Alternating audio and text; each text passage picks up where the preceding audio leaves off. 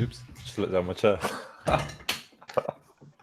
Hi, welcome to Weekend Warriors Herding Cats with Silver and Tom. This is a show where two art directors teach you how to become one. Hello. And that's Tom, I'm Silver, and today we're going to talk about project crunches in video games industry. And if we have time, we can cover some other industries as well. We'll talk about the differences between mobile games and AAA games. Also, where the industry is heading a little bit as well, and what you can expect about crunches from different stages of your career as well, because there's definitely different expectations of someone who has just joined the industry and somebody who's been a senior for a long time. So, Tom, what do you think about crunches? Yeah, I knew that was coming. That's why I should have done the intro. It's a good way to direct the question at the other person. Yeah, it's a tricky old subject to unpick. I guess as a starting point, maybe it's worth talking about my career, as that spans being young at one point and then getting old and disheveled like I am now. So when I joined Sony straight out of university when I was 21.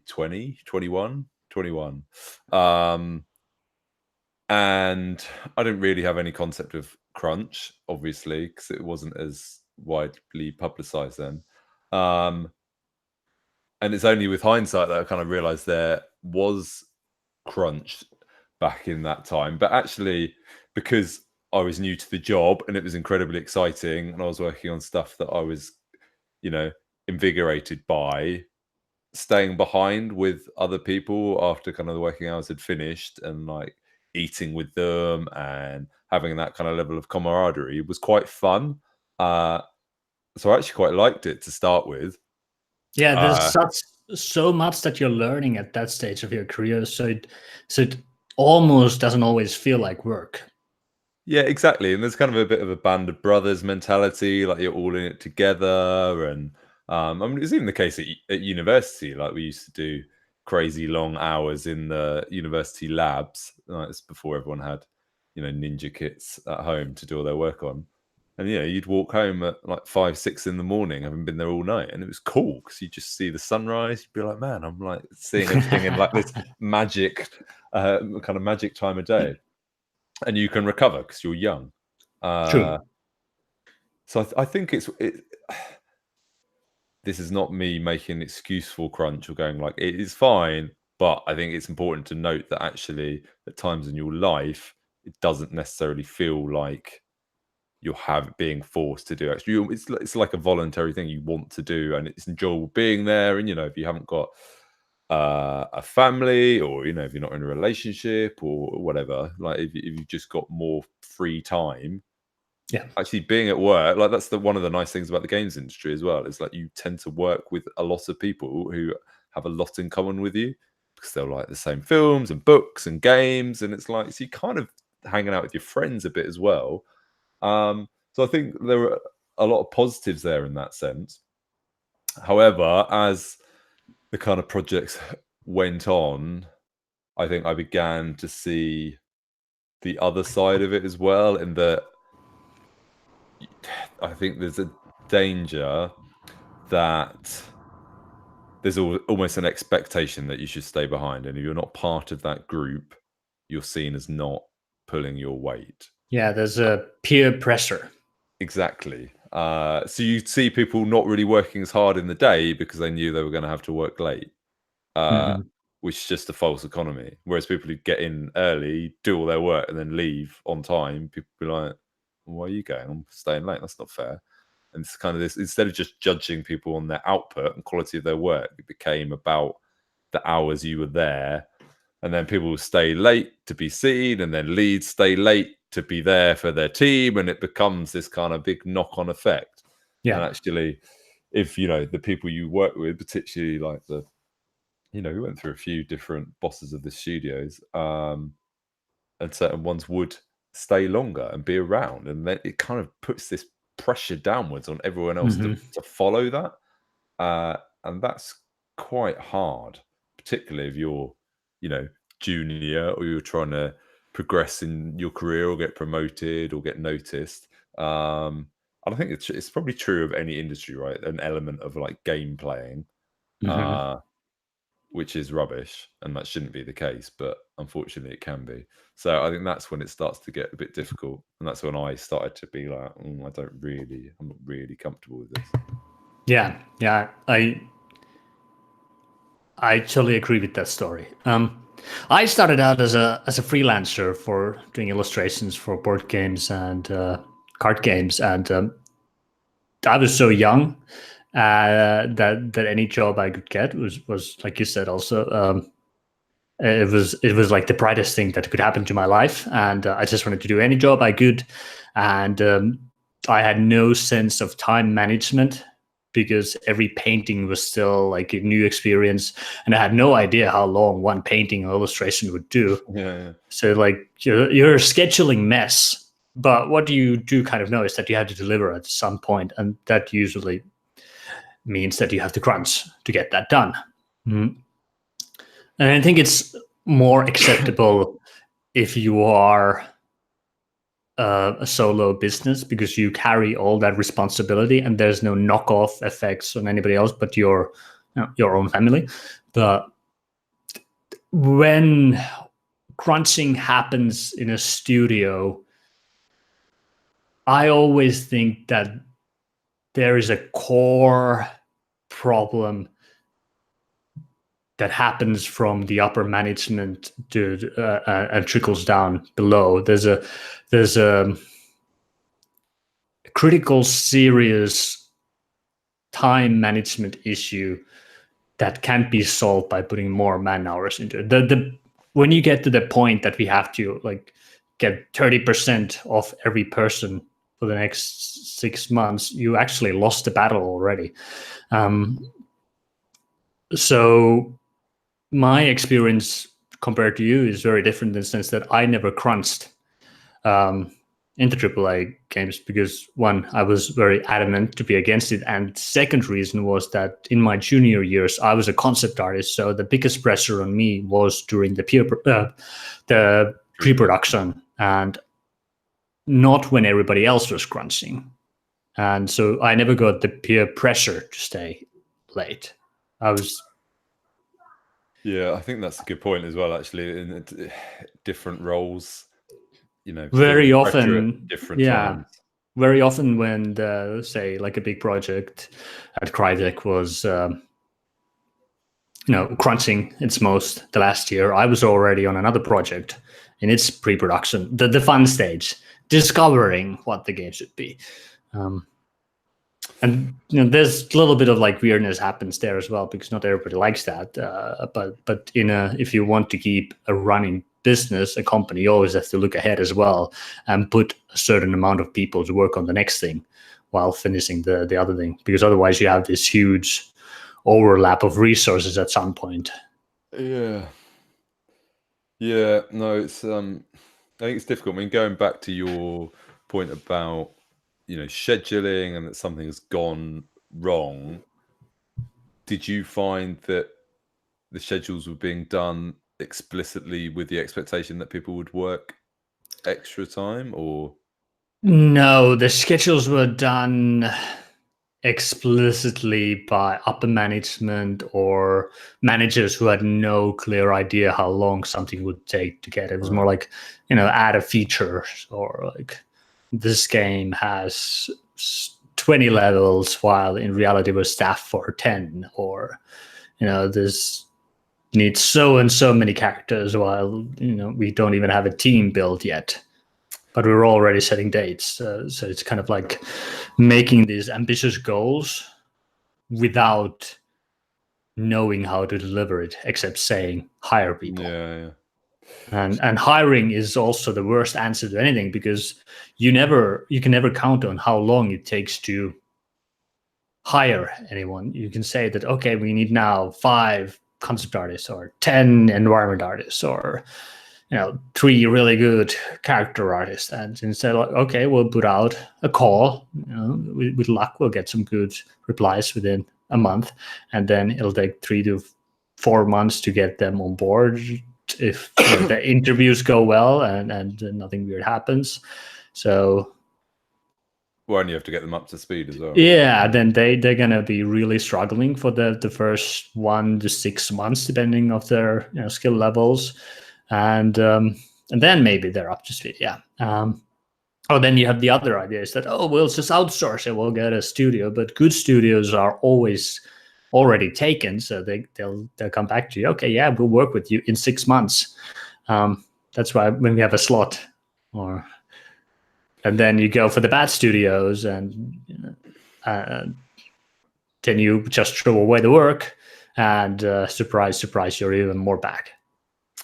Yeah, I think it's very hard if you are missing deadline. Like, as soon as that kind of starts to happen, it's hard to course correct in some ways, like you say, because then you're firefighting a little bit. Mm-hmm. I think you kind of need to have a plan to start with that is sensible. I think the very difficult thing is making games isn't binary. It's very much you have an idea, you implement it. Is it good? Yeah. Chances are some of it's not. You have to redo, and actually if your threshold is up here and you're aiming for, everyone wants to make something really good, don't they? And I think that's part of the psychology involved, is that you kind of preying on people's own pride in their work, anything creative, everyone, or even if it's your personal stuff. I mean, like, from an art point of view, no one tends to ever be happy with what they've done. They always want to kind of keep pushing. So like all these things play a part, I think. And in, like, my experience doing art direction, I've been heavily involved in scheduling. It's just really hard. It's really hard to predict. You never know. It's going to take. Yeah, and the standards are raised every year as well, right? You say the characters that were done 2 years ago aren't the same as what are now in the pipeline. Exactly, and you can either try and the hard thing as well is people tend to, well, some people will just crack on and get stuff done. Other people will see the time for a task and spend that amount of time on the task. So it's like, would you give less time then to kind of encourage them to work faster? Like, you kind of get all this psychology involved with personality types as well. Which, to be honest, I'm very grateful to not have to do a lot of that stuff anymore, because it's being indie takes away some of those pressures. True. But yeah, so you kind of, I guess my point is you have that entwined in setting schedules. So I think there's 2 scenarios. Like, you can, with best intentions, set schedules and things happen. Either gameplay isn't good, art isn't good, feedback from marketing or feedback from external management requires you to go back and do something again, and that is a curveball that you then have to factor in. All these things can happen despite your best intentions, that mean you then still have a fixed date, but you have more work to do. At that point, it kind of becomes obvious to go, well, if we can get people to come in at the weekend, we can make up some time. I still don't think that's good.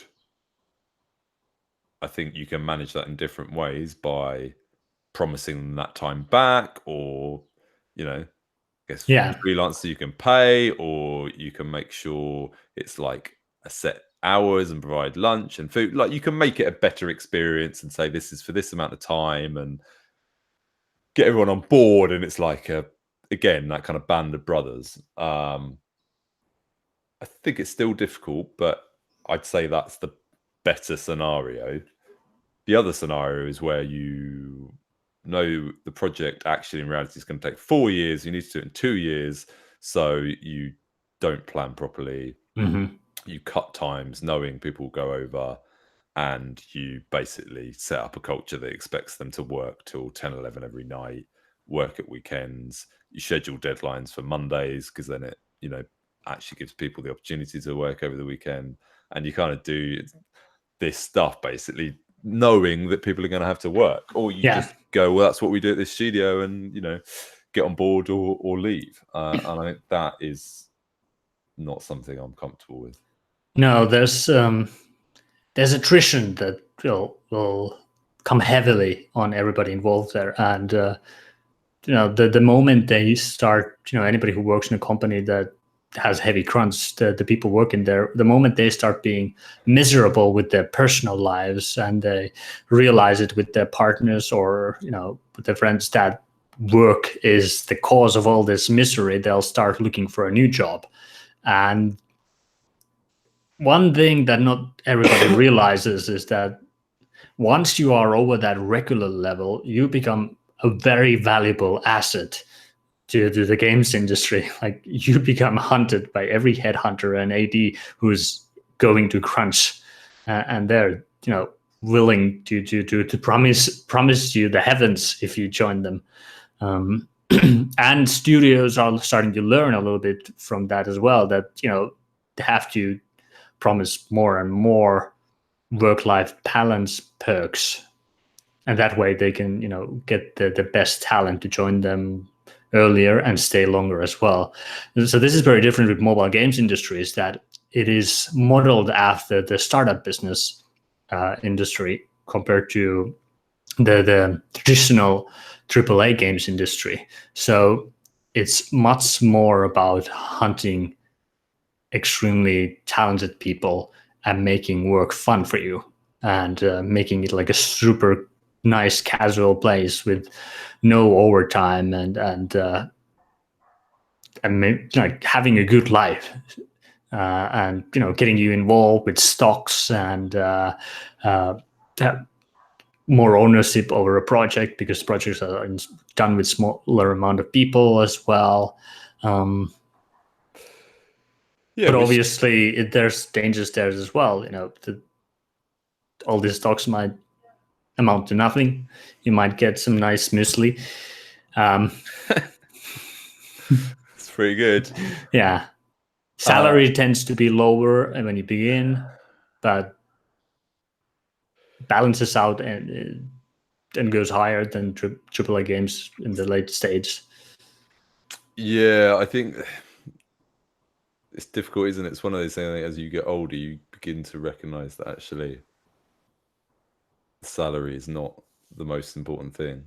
Like, if you're getting paid, I don't know, $100,000 and you're having to work 12-hour days every day, like, you might as well get paid 60,000 and work a normal working week or something. Like, it kind of works out the same, like on the pro rata rate.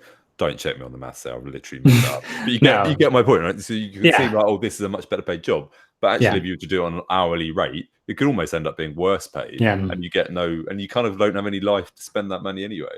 I think that's one of the traps it's easy to fall in if you're younger and more inexperienced. But the flip side is, I guess, if you go into that knowing the world you're entering, you can commit to going, well, I'm going to do this for like 2 years and I'm going to do all this work and then I'm going to leave, but I'm going to have this amazing game or this amazing studio on my CV, and then I could go and find a better balance. The danger is, the problem with that is, it looks like you're empowered and you're owning that, but actually it just plays into the studio because they'll know that, and then they can just keep getting people, and people, it doesn't really solve the overall problem. What would be better is if everyone was paid well and didn't have to work like a dog. The crazy thing is, I can't remember the details, but there were like studies done in America in like the 50s or 60s or something, and like the prediction was that the working week would start to decline, that like through the rise of industry and automation and progress, that we'd basically end up going to like a 4-day week, a 3-day week, and that would be the next chapter in like human civilization. And actually the opposite has happened, and it's nuts. And it's like this consumer-led capitalist work more to have more, to buy more, to spend more cycle you get into. I'll go off on a like run here, but it's weird when you kind of look at it, that like like you say, actually, if the norm was to work a 4-day week, and the expectations were like, oh, you paid people more and actually had core hours and everyone worked really effectively in those hours, I think if you change the culture and the expectations, I'm pretty sure you could probably change the output as well. And one of the things we like constantly, like Alex and I talk about a lot, is that actually there's studies done too. Like, you're only productive for a certain amount of hours a day. I think it's something like 6 hours or something. 5 or something like that. 5. Well, there you go. So Yeah. it's even less. And actually, after that, you start to deteriorate. Yeah. And there's another to add on to that. There's another. These are all facts that I'm half remembering. So again, don't check me on them. But I think there's a thing where if you get distracted from a task, it takes about 20 minutes to get back into that task. Which is why things like email and messaging services are just like so damaging to production and No, but I totally agree with you as well. I'm one of those people that staying focused for 9 hours is extremely tough for me, and usually only after like 5-6 hours I'm not focused anymore. I'm suboptimal performing myself instead. It's not the best use of my time, and I don't think that's I don't think it's easy to manage that on a bigger scale, because there is no one fix for everybody. I know I'm that kind of a person, but there are also people who like to do the 12-hour stare at the computer and just like, this is their focus and priority in life now, and nothing else matters. So there is no one fix for either. No, but I'd be willing to bet those 12 hours are not spent as effectively as they could be. I agree. And I'm an advocate of shorter days and shorter weeks. But it's bigger than that as well. It's like actually creating an environment that doesn't distract people, or creating an environment that allows people to have the workspace they want. Like, some people like open plan, feed off the energy of teams. Some people hate that more than anything and just would probably like to work from home or just be in a kind of little pod by themselves. And that's hard to manage as well, because you usually can't have 2 different studio setups, or it's difficult to manage that. It's difficult to tell people how much they can or can't speak with others. It's hard to say what is the line on being, brainstorming or when it's bothering others. So it's more about having really good conversations when you hire or build a team of like, are you guys team fit? Can we have a long-lasting relationship with each other? Can we go on without hating each other, and hoping that will be built? Yeah, I think it's really hard. I mean, we've kind of thought about it a bit. Obviously, we work remotely, but for our stuff. But it's crossed my mind, if we were to do a studio, how would you kind of set it up? And it's a difficult one. You almost need a studio that can change, where you can pull walls across, or create partitions, or open them out, or have a different place to go that allows people to be quiet, and really limit distraction. Like at Sony, we used to have like morning scrums where you all kind of stand in a group and talk about your work from the previous day and what you're doing today. So like, the idea is that you are communicating with the team, and you can head off any stand-ups. Exactly. You head off any problems that may occur, or go, actually, I need to speak to you about this, blah, blah, blah. In theory, great. In practice, it meant horrible. Anyone who got in early would just like, oh, I'm going to get interrupted at this time. So I'm not, you kind of subconsciously, you don't work hard until that's over. We'd get people who, say the scrum's at 10 to 10, people getting at 9:30, just go, I might as well just get a coffee and wait 20 minutes. Already they're not starting work till like past 10 o'clock. Half the people are not invested, hate it because they're potentially introverted, so don't want to do that anyway. And then you finish and you're kind of already into the day, and everyone's off on this kind of bad foot, despite it, in theory, being this like really positive thing. I haven't done stand-ups for the past 4 years. I just stopped doing it, and I told my artists as well that they don't have to participate if they don't want to, because it was not useful to my art teams. Most of the time, the artists are always working on one task for a really long time, so it's like it's silly to keep repeating yourself. Exactly. Doing yesterday I did this. Today I'll be doing the same. Tomorrow I'll be doing the same. And it's and I talked with our engineers, and they love stand-ups. For them, it's useful, but we came to an understanding that if we're not useful to each other, then we don't have to force everybody. So that was really good that we had a really good team that understood that not everybody has to do it the same way. Totally. For them, it worked. They kept doing their morning thing, and artists put on the headphones and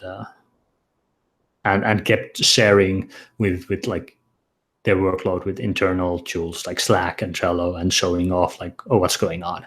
So you don't have to verbalize it. It's horrible to talk about art anyways, like saying, oh, I'm working on this image. It's much more easier to show it on some sort of a sharing platform. Yeah. So sorry, I've kind of digressed slightly, but I think it is all, I guess my point, it's all related in terms of having a productive day. Yeah. And ensuring that you continually have productive. I think that would be a better focus for studios to go than relying on people just working a lot. And it's like I don't, in my experience, I think the UK is as bad. Tend to get more, like I have friends who've left and gone to work overseas, like US and Canada and stuff like that. And generally they have less holiday to start with. True. Which I can't get my head around. Only having like 2 weeks of holiday, it's just nuts. If you're lucky. But then I was speaking to a friend recently who's been basically a good studio working on a good game. It's been crunching since like last year, probably going to do it for the rest of this year. They cancelled any holiday requests, just like I think that would be illegal in this country. And it's just nuts. But the worst thing is that game might still get cancelled, right? I don't think it will, but in theory, in theory, because I've seen the same story with probably less prestigious studios that try the crunch for 2 years option before shutting down the studio. But if it's a good studio, then obviously let's just keep on going. Well, that's the difficult. You're working on something in theory is going to be really good. It's kind of want to be a part of it, right? And see it through. Again, it plays into that stuff, so you can. I guess it's a bit like Rockstar being able to. I can't remember what they said that people worked on like Red Dead 2. It's crazy, like 100-hour weeks or something, almost like it was a badge of honor. And I was like, this is really. But that's the thing. This is message. When they haven't got old and jaded yet, so they don't understand that no matter how cool that carrot might feel for those 2 years and that badge of honor for that first 2 weeks of your release, it's gonna fade. And there's gonna be a next release of another game that's gonna capture the hearts and minds of people again, and soon your game will be forgotten or it'd be part of the industry history, and you're going to be crunching on another thing. So unless you want to burn out and retire, like most games industry people apparently end their careers in the industry after 5 years. Really? Yeah. And I'm doing well. And yes, you're extremely senior. It is a career that is not for most people. That's why it's also super hard to find anybody of multiple titles under their belt or multiple years. It's super easy to find students. They're all so eager, and then the engineers quite often leave to work on other stuff, other startups, anything with tech. Anybody working on mobile games can work on any sort of apps. So it's. Yeah, it's true. Actually, I probably know more coders who've switched careers. Actually, I think it's much more transferable. So we have a question from the chat. We have Kaya is asking, "What's the longest crunch you've been part of?" I already mentioned I have never done a crunch in my whole over 10 years of career. I don't think there is one project. I think there've been periods of crunch on every project. I'm trying to think what the worst one was. Yeah, it's difficult. I don't really want to get into naming specifics because it kind of points the finger at certain teams and people. But I think, like I say, I think that when I started, I didn't mind it so much, and then I became kind of quite anti it. So I tended to try and avoid it where possible. Um, which is why I think I noticed I'm kind of more aware of then how it looks when you don't do it and you get a little bit excluded from stuff. But certainly, there were periods where people were coming in like every weekend for, 3-4 months, and that actually in some ways isn't nearly as bad as some other places, but it's still really bad. Yeah, I've witnessed 8 or 9 month crunches easily. These Yeah. were from morning to night as well, not just 8 hour days, but either 9 to 10. Actually, they were always like everybody stayed like until 9 o'clock in the studio, but they No. got free food. Yeah, I mean that's the other thing. Like, it's good, you promise free food, but don't give free food out till 8-9 o'clock, and people have to stay for it. And Uh, holidays.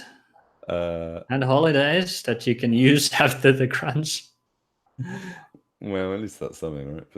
But then, yeah, but it's still abuse. Yeah. So it's yeah, not ideal. I think that perhaps one good thing that came out of it was I was more aware of it that I didn't want to. I just didn't want to do it. Yeah. As I became more senior, and I like had a kid, and it was just like I don't want to be at work. Like, I like work and I want to do a good job, but I don't want to be at work all the time. Like, that's rubbish. So I think I try to lead by example a bit, and leave at sensible times. Also went through a period where I was kind of working 5 days over 4, so I could have a day off with my son when he was really young. Mm-hmm. So I was kind of like, I think these are good things to do and show that it's not just, well, I mean, from a parental point of view, certainly in this country, that it's not just women who have to take time off. But so I guess in some ways, those were things that I wanted to try and champion. Flip side to that is then actually it was really hard leaving, knowing that some of my team was still there. Yeah. You kind of feel like you're failing them. And that I found difficult. Because, yeah, people still, sometimes it's out of your control how much work they've still got to do or what they've been scheduled. And yeah, that was difficult. There's empathy, and yeah, you want to help your friends. Yeah, exactly, particularly if you're kind of their lead. Yeah. So, but I think we weren't too bad as studios go. But it's certainly something, with our stuff that we're doing now, Polygon Treehouse grows, or I think it'd be something we'd be very mindful of. I do think there's obviously a spotlight being shined on it. I do think there is a shift. It's maybe getting better slowly. See, people are getting older, having families, so I think there's less motivation to work all hours anyway. Obviously, the more exposure. I know there's talk of like unions and stuff in the States, but I'm not exactly sure if that's a great idea personally. It becomes a bit them against the studio rather than everyone just accepting it's not a great culture to have and all working together to make it better. But there we go. Yeah, it's hard to say. In a sense, the unions have worked pretty well for the film industry. It has made directors and producers more responsible for their budgets and scheduling, knowing that there is a consequence for failure that you can't cover up with a crunch. That has almost become such a big expectation that things are planned with that in mind. Yeah. And if you know that you have to now raise your fees to 1.5 times your regular hourly cost or something like that, then you can just make a cut and say immediately that this project is not going to ship. No need to no need to waste everybody's time and money anymore. No, quite. Well, I think that's. But in theory, you could do that without the unionization, I guess. In theory, you could, but there's always this, like you said, the band of brothers, the dream that we rise from the ashes, because the reality is that most people in the games industry are still young men, especially without any sort of families, and while the portion of females in the industry is also rising very nicely, it is still dominated mainly with young men, and the whole band of brothers aspect of it is a very dominant part of the culture. And until they get a child or other meaningful relations or projects outside the games industry, they're fine being part of the band as well. No, totally. I mean, it was like, obviously last week I talked about the game events we were at in DreamHack and the fact that kids just like teenagers rock up with their kits and do like LAN parties for like, it's probably 24, 36 hours or something, bit of sleep, but they're just there. Or like, game jams and stuff over 24. Like this, and these are fun things. Like I'm not saying stop them, but it's the weird overlap that you can't, it's not a million miles away that you do this stuff voluntarily because it's fun to game, right? I mean, I'm not necessarily in favor in some ways. It's incredibly unhealthy. But I can see why people really enjoy it. So to go from that to then working a lot in the studio on a game, like it's exciting, right? Like, so it's a tricky one, but I think it could still equally be exciting working on a game and being able to go home on time. Yeah. So I think that's where we need to get to. What did you think of did you see the Animal Crossing announcement and the fallout from that? I didn't. Can you give me context? Well, they announced that it was going to be delayed and that it was for like the health of the studio and people working there, and then Nintendo lost like a ton of money of their share prices. Which is like, oh man, I mean, in the grand scheme of things, it sounded, I can't remember how much it was. It sounded like a lot, but as a percentage, it probably wasn't too bad. But it's like, they're kind of doing the right thing and they've been punished for it. It's a good thing. It's a healthy thing. Nintendo as a studio, fortunately, has always been looking for the long term, and losing the value of shares for a short term is nothing compared to the long term gains. When they do get a game out or get a good IP out, like Nintendo Go or those things, the shares will skyrocket again. Yeah. But they need healthy teams to make that happen. And we had another question from the chat. How did you cope with the social pressure of because it is tough. It's definitely tough. Yeah, I think I don't know. I'm just a bit stubborn and grumpy anyway, so it's just kind of get on with it. I think I would maybe try and stay a bit late or do every now and then. It was kind of probably a bit of plate spinning that you show. There were some people who just didn't do it at all, so it's kind of like we'll show willing a little bit, but equally it was like just try and get my work done, and then actually if someone wants to speak to me about it they can, but I've got a fairly good reason for not doing it,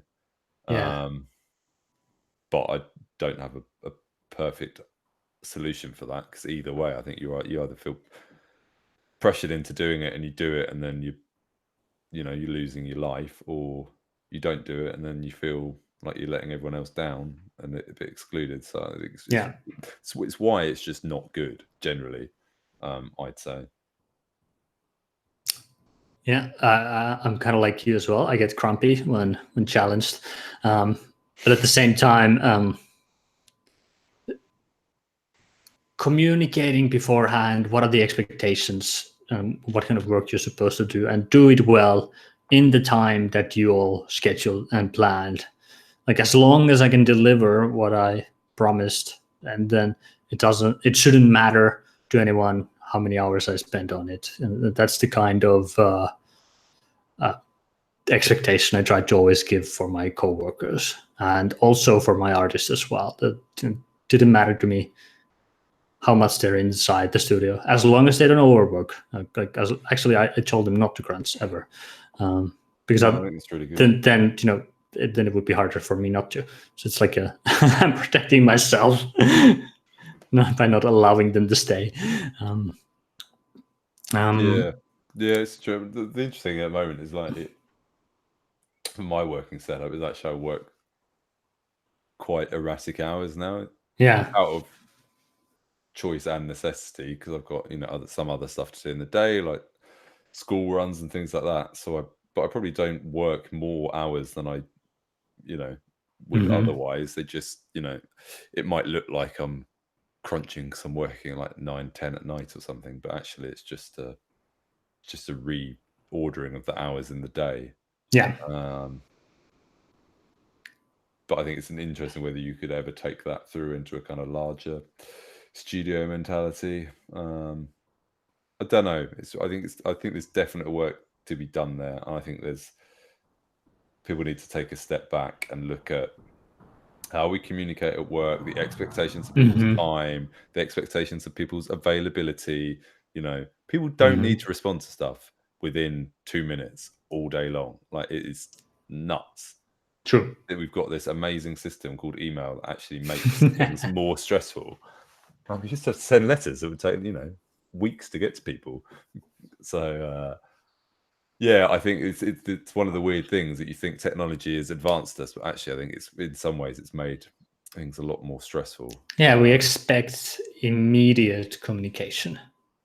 Yeah, exactly. So we have another question from the chat, especially you, Tom. When you guys got Polygon Treehouse going, did you set expectations about avoiding crunch? Thank you, Hannah. A wonderful question. Yes, we didn't want to do it. So I think we're obviously it's Alex and myself a full time, and then we have some contractors working for us. So we make sure if they do any extra work that we pay them for it. But they have a set rate and they bill us. So in some ways it's a slightly cleaner transaction. It's not as though we're kind of emotionally blackmailing them or anything like that. Yeah. And they just, all of them have a set days a week to work, and when that time's up, it's up. So we're very mindful of that. Alex and myself, I think it's difficult in some ways because it's our own project and we're quite invested in it. It's your life. It's our life, yeah. Once a while, I'd love to say we only work, 9 to 5 every single day with enough breaks. That would be a lie. But as I say, part of that is because I need to, have a slightly more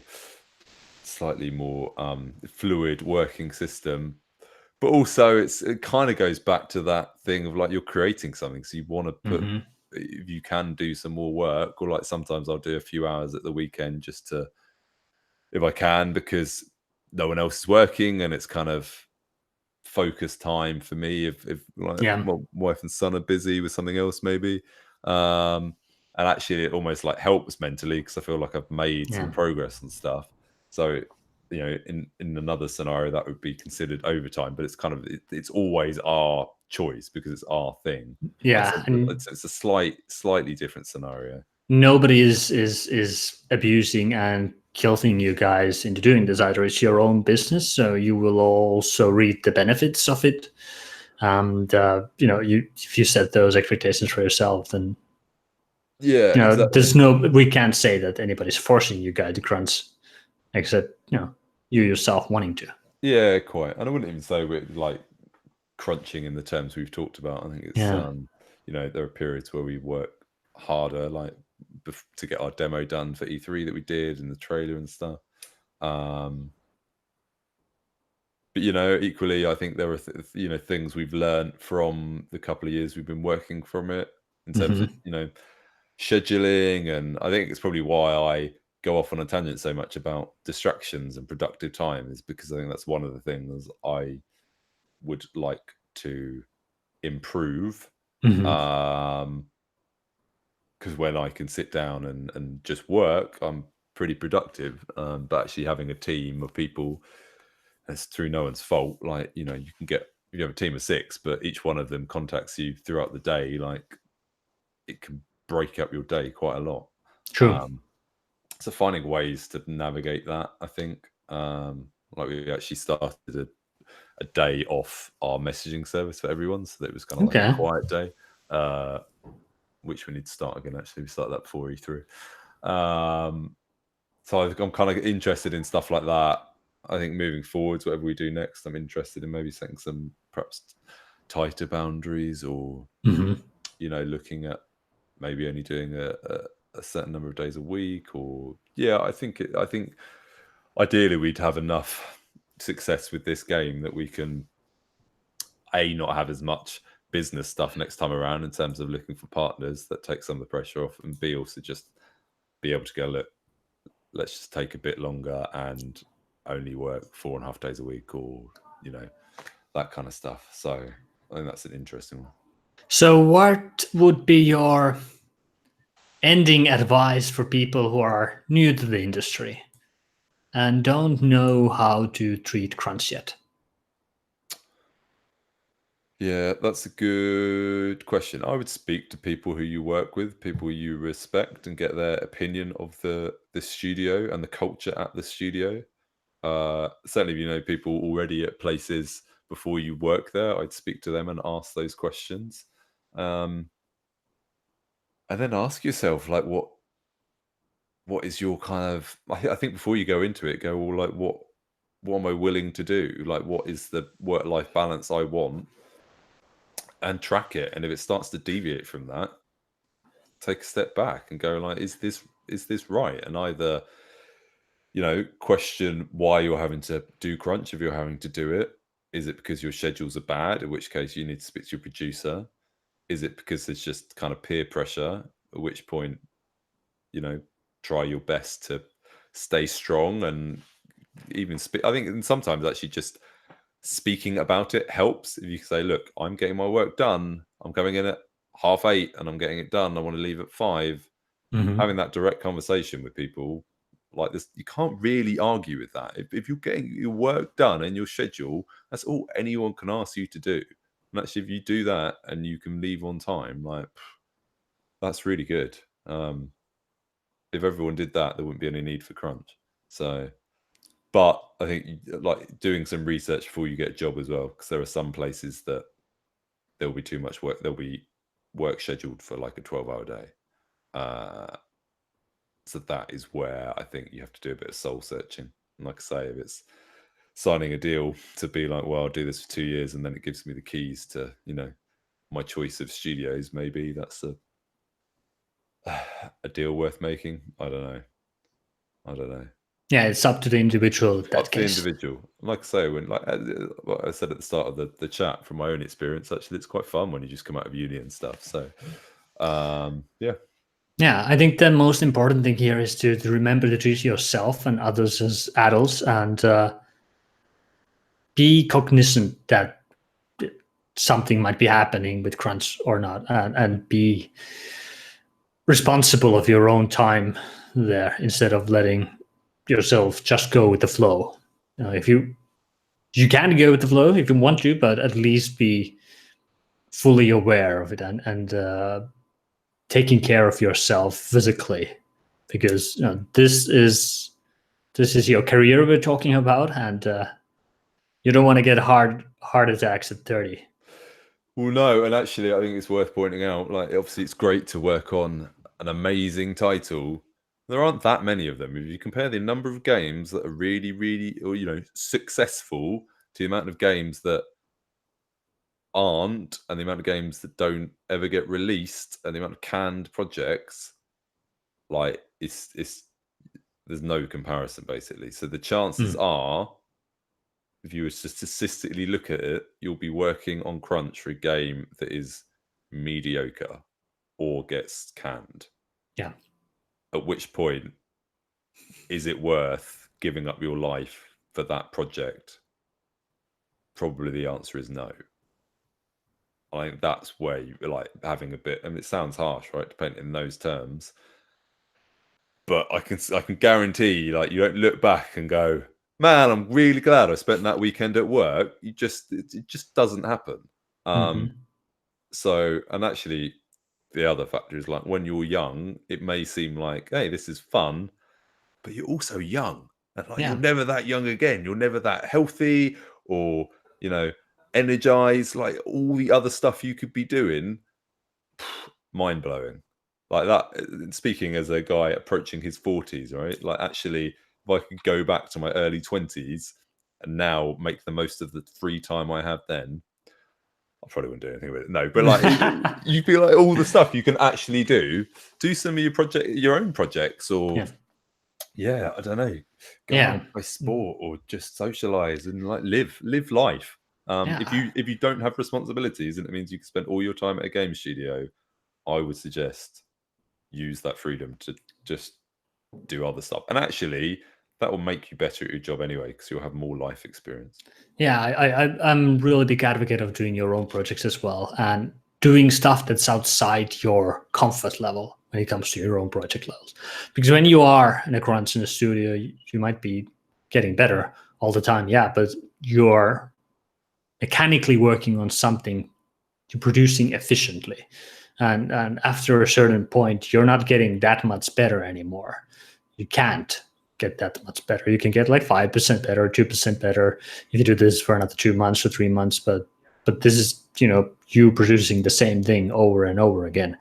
While as if you start doing other things, you start your own webcomic, you start your own game, you start your own novels or art project or whatever. It means that you suddenly can do the jobs of 2 people. And if you learn even more skills, the more you can actually help with projects, and the bigger load you can carry just by yourself. Totally. Good. So it's like Silver's final thought. It's like that's Jerry Springer. That's my final thoughts. Thank you, everybody, for the questions and being part of the Herding Cats episode.